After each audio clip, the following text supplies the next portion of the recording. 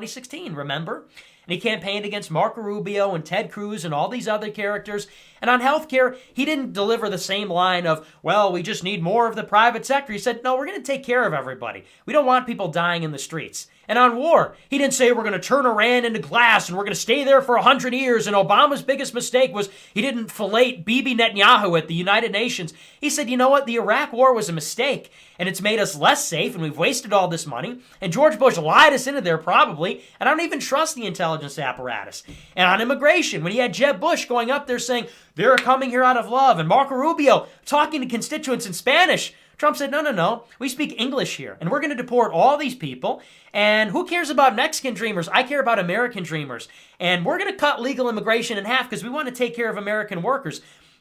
That was the Trump revolution. That was the moment, supposedly, when everything was supposed to change. We were supposed to get authentic, real change, a real conservatism, a real right-wing movement. And we put up with a lot in the past 2.5 years, myself included. If you watch this show, we've put up with a lot. We stood by and we supported when he passed the omnibus bill, and we stood by and supported when healthcare didn't go through, and we stood by and supported when he pushed off immigration for 2 years, and when they got the tax cuts and the deregulation and they moved the embassy to Jerusalem. We stood by for all of that.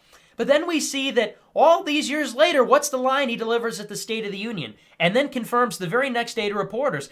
And then parrots at CPAC. I'll read you a little excerpt from his speech. He said, quote, there will be some people in the room that don't like this. Yeah, you're right about that, and I wonder why. He said we're down to 3.7% unemployment, the lowest number in a long time. But think of this. I've got all these companies moving in. They need workers.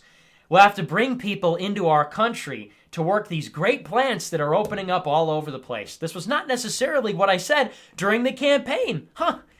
You think? Yeah, actually you said the exact opposite.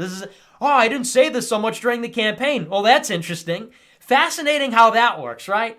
You know, because I didn't vote for you to bring in immigrants to fill up jobs. You know, that's not necessarily what I said during the campaign. That's fascinating how that works. Because I wouldn't have voted for you if you said this stuff during the campaign. He goes on, that's not necessarily what I said during the campaign because I never knew we would be successful as we've been. Companies are roaring back into our country and now we want people to come in. We need workers to come in, but they've got to come in legally and they've got to come in through merit. Yeah, sorry, I'm not buying that. I don't want anybody to come in. I don't want them to come in legally. I don't want them to come in illegally. I don't want them to come in because they've got a family member here. I don't want them to come in through merit. I don't want anybody to come here. We've had enough people coming here. We've had 65 million people come in here in the past 7 years. We have enough people. Have you looked at the price of a home lately? Have you looked at the prices of healthcare, of consumer goods? Have you looked at wages? We've got enough people. We don't need any more people. Look at the inner cities. Look at all the people speaking Spanish. It's enough. We're going to become a minority in our own country in 2040. It doesn't matter what reason they're coming in. We've had enough. And that's why we elected this guy. And so when we look at CPAC, we look at my situation, we look at Patrick Casey, we look at Faith Goldy. These are not isolated incidents. This is not a fluke. This is not Matt Schlapp. This is not CPAC. This is not anybody else. This is Donald Trump.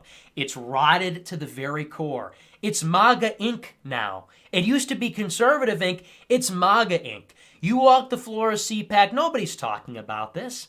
Mike Cernovich, Raheem Kassam, Will Chamberlain, Breitbart, CRTV, The Blaze, all these cool nationalists, all these cool MAGA people, all these based Trump supporters, they don't care about this. They don't care that I'm being censored.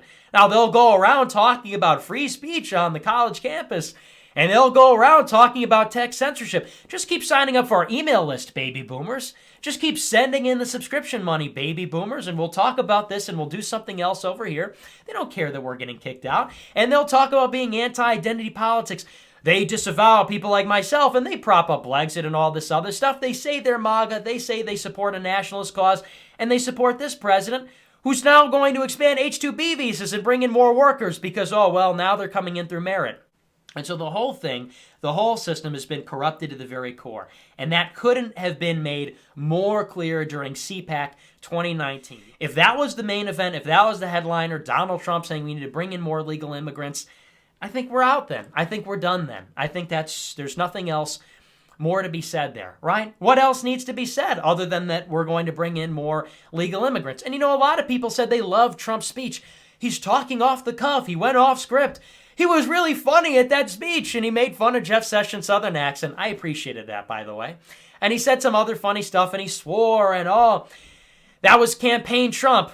Sorry, it doesn't matter to me. The tweets, the swearing, the funny stuff, off the cuff, the charm wears off. If you're not right on immigration, if you're not right on the core issues, sorry, then it just looks buffoonish. Then it's just a clown show to me. Well, that's great. We're laughing. We're making fun of Jeff Sessions. That's really funny while we're bringing in more H-2B visa workers. I'm done. Everybody else should be done too.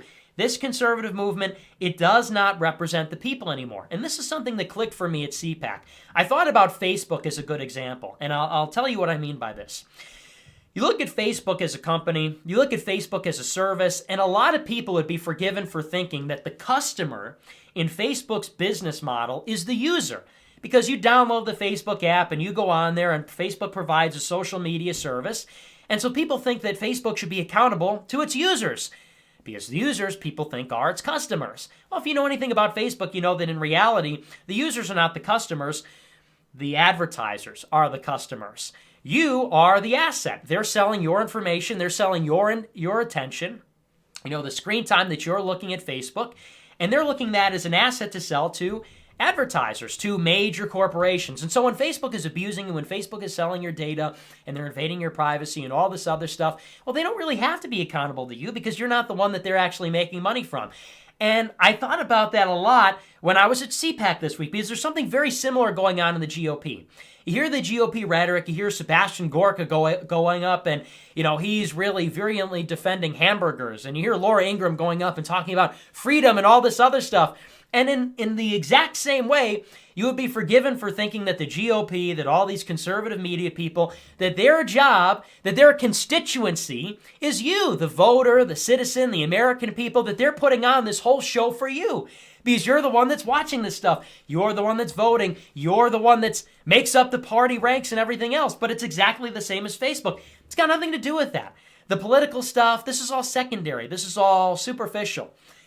What the GOP actually represents, if you look at it, you break it down completely on the level of systems, on the way the apparatus works. The GOP is nothing more than a transactional apparatus whose job is to sell favors, to sell metadata, to sell email lists to big corporations. And that's it. Their constituency is not you. Their constituency is not people in Michigan or Wisconsin or people that want to see the unborn protected, people that want to see their country conserved in the way properly understood that we understand. Their constituency is the Koch brothers. Their constituency is the American Enterprise Institute and the Heritage Foundation and their backers, their donors, their people. Their constituency is big agriculture, big energy, big oil, all the big lobbies that bankroll them. And everything else is just assets for them. So when you sign up for all these different websites, all these different shell projects, they don't really think anything like this is going anywhere. When they get up and they give their big impassioned speech about, we're going to do something about immigration, we're going to do something about abortion, we're going to do something about the social transformation of the country and family values, they don't mean any of that. That doesn't matter. They go up there, they rile you up so that you'll sign up for an email list. And then they sell that email list. They do that so you'll give a little contribution, so you'll go on their website and you'll see the advertisements. And you'll vote for their representative, their party, so that then they can give their political favors to the donors. And that's all that it's about. That's what the GOP is. It is a party lacking any focus, any moral core. The GOP doesn't fight for anything coherent because it's not there to fight for anything at all. It's there to sell things to big donors, to big corporations, and keep the money moving around, keep their people cycling through job positions and descriptions and everything else. And I noticed something else this week. Andrew Yang's campaign has been gaining a lot of traction. If you've been following this, Andrew Yang, I don't really know too much about his background, but he's this independent. He's running as a Democrat. And his radical proposal, which really kind of put him on the map, is his proposal to have a universal basic income, to give everybody what he is calling a freedom dividend. Everybody gets $1,000 every month, and this is supposed to help with artificial intelligence replacing jobs and sort of the changing structure of the economy, sort of to look at the American economy in a different way. And so the basic premise is every month people get $1,000 as opposed to welfare, as opposed to, trying to keep companies from leaving the country or trying to keep them from hiring AI or, replacing workers with robots. We'll just give people money, and they can do with money what they would do if they were working. And I don't know, I'm not on board with that. I'm not on board with everything else in Andrew Yang's campaign, but it's picking up a lot of steam, and it's picking up a lot of steam for a very simple reason. Andrew Yang is offering something that is good for his constituents. He's saying, if I get elected, I'm going to give you something. I'm going to give you something that helps you. If I get elected, every voter is going to get something tangible and real that will make their life better. And surprise, surprise, everybody loves it. Even if it's a joke, some people are serious, but people love that. People love the idea of a politician getting elected and, hey, actually helping the people that voted for them. What a novel concept. And so, regardless of your thoughts on Yang, he's a major leftist. I'm not going to vote for him. I don't support him. I think the meme is funny, but it communicates something obvious about politics, but which we have lost, which is that when we see somebody giving something and actually helping the voters and the public, we're like, our heads explode, our brains are melting down, we're loving that person, it's sensational, because this has been completely lost to us. We go to the poll every year and we vote for people that not only don't do things to help us, they do things to hurt us. We elect people, and every 2 years they do things that not only don't tangibly make our lives better, they do things in the opposite direction. Just take a look at Donald Trump.